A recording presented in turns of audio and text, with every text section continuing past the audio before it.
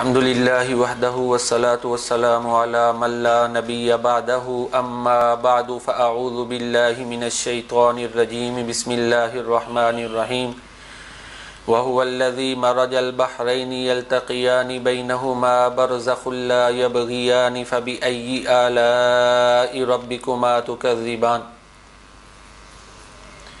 اس اللہ تعالیٰ نے دو دریا جاری کیے، وہ دونوں آپس میں مل کر بہتے ہیں، ان دونوں کے درمیان ایک آڑ ہے جس کو وہ پار نہیں کرتے، تو اے جن و انس تم دونوں اپنے رب کی کون کون سی نعمتوں کو جھٹلاؤ گے۔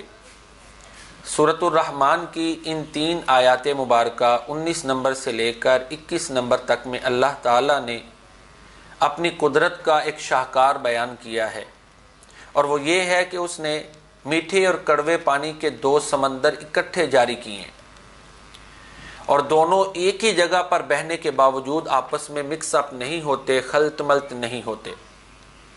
اللہ تعالیٰ فرماتے ہیں مرج البحرین یلتقیان، اللہ نے 2 سمندر جاری کیے کہ وہ دونوں آپس میں ملتے ہیں۔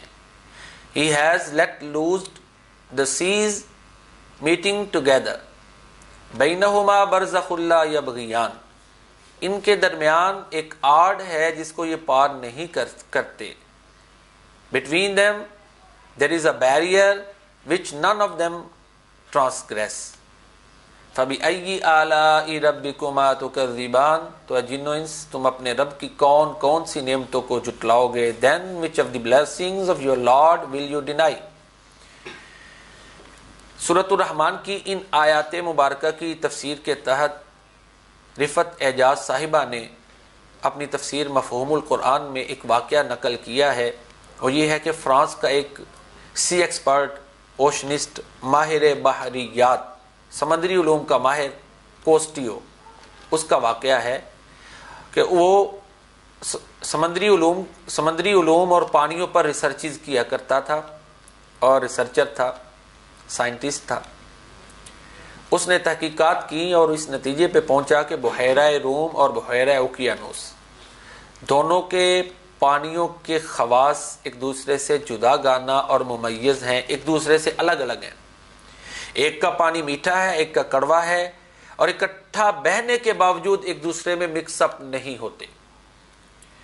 یہ ایک اس کے لیے تحقیق نہیں تھی۔ جب اس نے یہ تحقیقات کی تو بعد میں اس کو سورۃ الرحمن کی یہ آیات، اور اسی مضمون کی سورہ فرقان میں بھی آیات موجود ہیں، پیش کی گئی کہ قرآن کریم میں یہ موجود ہے کہ اللہ تعالیٰ نے 2 سمندر جاری کیے ہیں، ایک کڑوے پانی والا ہے، ایک میٹھے پانی والا ہے، اکٹھے بہتے ہیں لیکن آپس میں ان کے پانی مکس اپ نہیں ہوتے۔ اس نے جب یہ آیات دیکھی نا کوسٹیو نے، تو وہ مسلمان ہو گئے، اور وہ اس نتیجے پہ پہنچا کہ یہ جو کلام ہے قرآن کریم واقعی اس ہستی کا کلام ہے جس نے سمندر کو پیدا کیا ہے، کیونکہ جس دور میں قرآن نازل ہوا اس دور میں اتنی ایڈوانسمنٹ نہیں تھی، پروگریس نہیں تھی، ترقی نہیں تھی، انسان کے پاس آبدوز کشتیاں نہیں تھیں، یہ جو سمندری لباس پہن کر جو ہوتے ہیں بحار سمندر کے نیچے جانے والے، وہ لباس اس وقت دریافت ہی نہیں ہوئے تھے، تو اتنی زیادہ تحقیقات تو اس دور میں ممکن ہی نہیں تھی۔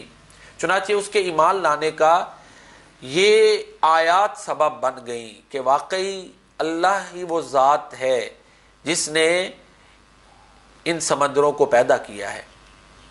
علامہ وحید الدین کہتے ہیں کہ رقیق اشیاء میں سطحی تناؤ کا ایک خاص قانون ہے، اور یہی دونوں قسم کے پانی کو الگ الگ رکھتا ہے، کیونکہ دونوں سیالوں کا تناؤ مختلف ہوتا ہے، اس لیے وہ دونوں کو اپنی اپنی حد میں روکے رہتا ہے۔ آج کل اس قانون کے تحت جدید دنیا بے شمار فوائد حاصل کر رہی ہے، اور یہاں سے ایک اور بات بھی سمجھ میں آتی ہے۔ کسی دانشور کا ایک مقولہ ہے، وہ کہتا ہے چیزوں نے ہمیں اللہ تک نہیں پہنچایا بلکہ اللہ تعالیٰ نے ہمیں چیزوں کی حقیقت تک پہنچا دیا ہے۔ میٹھے پانی کے اپنے خواص ہیں، کڑوے پانی کے اپنے خواص ہیں۔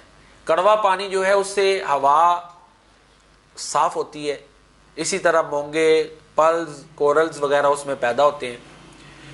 بعض یہ کہتے ہیں کہ میٹھے اور کڑوے پانی کی آمیزش سے یہ مونگے، پلز اور کورلز جو ہیں لؤلؤ مرجان یہ پیدا ہوتے ہیں۔ میٹھا پانی ہم پیتے ہیں، اپنے درختوں کو دیتے ہیں، اس کا استعمال اور ہے۔ اور یہاں پر ایک اور چیز محترم ناظرین کرام جو بڑی قابل غور ہے وہ یہ ہے کہ اس کائنات اور یونیورس میں اللہ رب العزت نے ازداد کا قانون لاگو کیا ہوا ہے، اور اس کا مقصد انسانیت کی خدمت ہے۔ ازداد کا قانون کیا ہے کہ اس نے اندھیرا پیدا کیا ہے تو روشنی بھی پیدا کی ہے، سردی ہے تو گرمی ہے، رات ہے تو دن ہے، اسی طرح یہ کڑوا پانی ہے تو میٹھا پانی ہے۔ یہ جو ازداد کا قانون ہے یہ انسان کی خدمت کے لیے ہے۔ تو اللہ قرآن میں فرماتے ہیں وَالَّذِي خَلَقَ لَكُم مَّا فِي الْأَرْضِ جَمِيعًا، اللہ ہی وہ ذات ہے، اس نے تمہارے لیے جو کچھ بھی زمین میں ہے سب کچھ تمہاری خدمت کے لیے پیدا کیا ہے۔ یہ سب کچھ انسانیت کی خدمت کے لیے ہے، اور انسان اللہ کی بندگی کے لیے ہے۔ وَمَا خَلَقْتُ الْجِنَّ وَالْإِنسَ إِلَّا لِيَعْبُدُونَ، سورہ زاریات سورہ نمبر 51 میں اللہ تعالیٰ فرماتے ہیں کہ میں نے جن و انس کو صرف اور صرف اپنی عبادت کے لیے پیدا کیا ہے۔ اقبال مرحوم نے بڑی اچھی اس کی تشریح کی ہے، وضاحت کی ہے کہ نہ تو زمین کے لیے ہے نہ آسماں کے لیے، جہاں ہے تیرے لیے تو نہیں جہاں کے لیے، جہاں تیرے لیے تو اللہ کے لیے۔ اللہ نے تجھے اپنی بندگی کے لیے پیدا کیا ہے۔